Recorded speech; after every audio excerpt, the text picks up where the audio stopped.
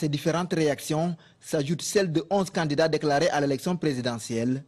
Dans une pétition, Pierre Goudiaby Atepa, Mamadou Lamine Diallo, Moustapha Guirassy, Boubacar Camara, entre autres, ont vivement exprimé leur veto sur ce contrat.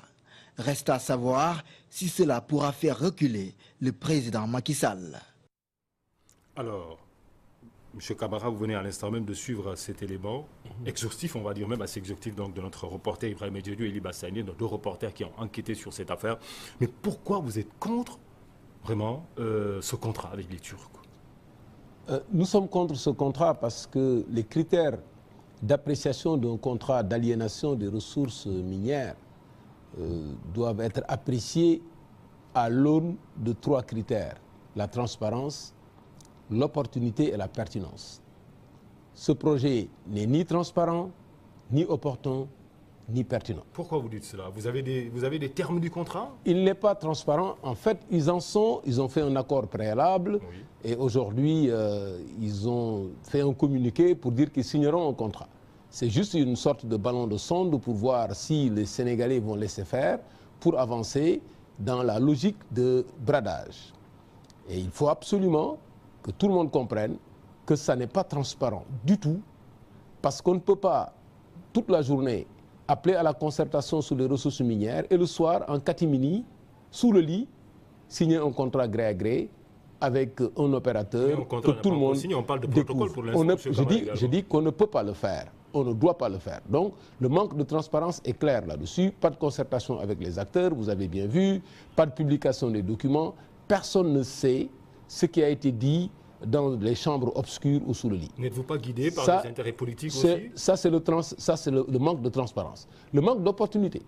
À 4 mois de l'élection présidentielle, un candidat décide d'engager le Sénégal sur des montants élevés et sur des durées extrêmement longues.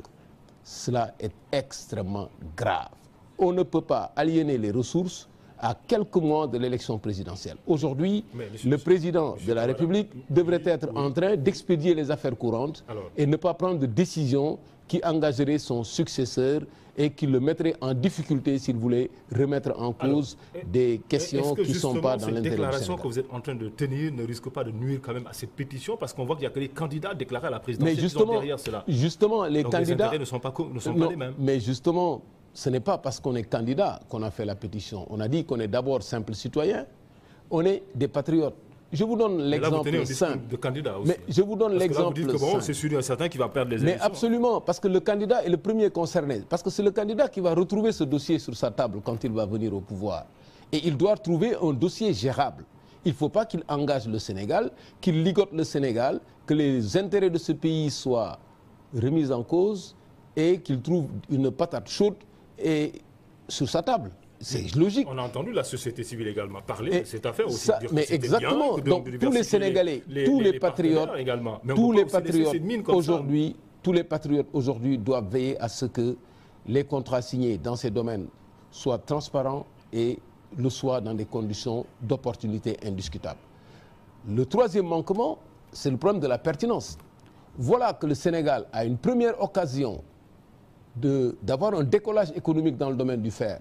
On a le fer et on a l'énergie pour transformer, on a le capital humain qu'il faut ici et dans la diaspora, mais c'est en ce moment-là qu'on signe une concession pour laisser le produit entre les mains d'un opérateur qui va extraire ce produit, avoir des produits semi-finis, et donc les critères pour la pertinence d'un projet ne sont pas respectés. Y a-t-il eu d'autres manifestants? Est-ce que d'autres également? Non, je vous dis, non, il faut chercher d'autres manifestants s'il y en a d'autres gens qui sont intéressés. C'est ça le problème de la transparence. Mais aujourd'hui, la pertinence, c'est ça qui est plus grave. Mais est-ce que c'est à l'État de chercher? C'est justement ce qui est plus grave aujourd'hui, c'est qu'on ne peut pas, au moment où on a toutes les conditions pour lancer le développement de chaînes de valeur, pour créer des emplois pour les jeunes, pour fabriquer des produits, pour l'aviation, pour l'industrie automobile, pour le matériel médical, on a toute cette possibilité, on a l'énergie qu'il faut, c'est en ce moment qu'on fait une concession. Ce n'est pas pertinent. Au moment où tu consommes 1 million de fer, 1 million de tonnes de fer par an, de signer, ce n'est pas le moment de signer un contrat qui ne te permet pas de te dispenser de cette importation. Parce que chaque importation de fer, c'est des sorties de devises qui obère ta balance commerciale. Ce n'est pas le moment de le faire. Qu'est-ce qui différencie ce Troisièmement, attendez, je termine juste, je reviendrai sur ça. Je termine juste en disant que ce n'est pas pertinent de signer un contrat dans ces conditions sans exploiter la possibilité de réserver une partie de ces ressources aux générations futures. D'accord. Donc, à tout point de vue, ce contrat à celui d'Abdoulaye Wade. Voilà, à tout point de vue. Parce qu'Abdoulaye avait signé avec ArcelorMittal au finish, on a justement, dit, c'est tombé à l'eau. Les projets ne sont plus les mêmes. Le premier projet, c'était un projet intégré. Exploitation de la mine, chemin de fer et port minéralier. Finalement, ce projet n'a pas marché. Au début, c'était Kumba Ressources, et d'ailleurs, le régime devrait tirer les leçons de ce projet-là. Kumba Ressources, ça a été arraché à Kumba Ressources pour Mittal, ArcelorMittal, qui lui-même, au dernier moment, s'est désisté. Et les conditions dans lesquelles les condamnations qui ont été prononcées contre le Sénégal ont été réglées sont encore fraîches dans nos mémoires, ces conditions-là.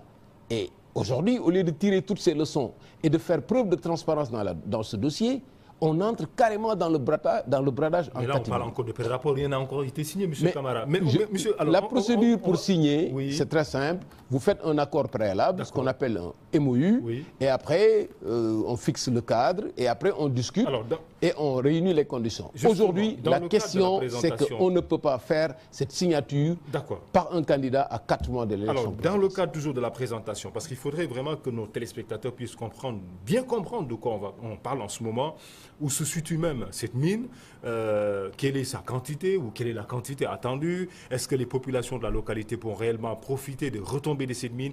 On va suivre ces présentations d'Astokan Dione. Très bien. La Falémé, un affluent du fleuve Sénégal qui prend sa source dans la partie nord du Fouta Djallon, en Guinée, à une altitude de 800 mètres. C'est l'affluent le plus important du fleuve Sénégal sur sa rive gauche. La Falémé entre au Mali avant de former la frontière sénégalo-malienne. Sa longueur totale est de 414 km. Un gisement de fer de très bonne qualité prospecté depuis quelques années semble très prometteur. Il pourrait être exploité pendant une vingtaine d'années avec une moyenne d'extraction de 12 millions de tonnes de minerais de fer par année. La Falémé est un cours d'eau bien alimenté en moyenne mais extrêmement irrégulier. Il connaît de longues périodes de maigre avec assèchement parfois complet.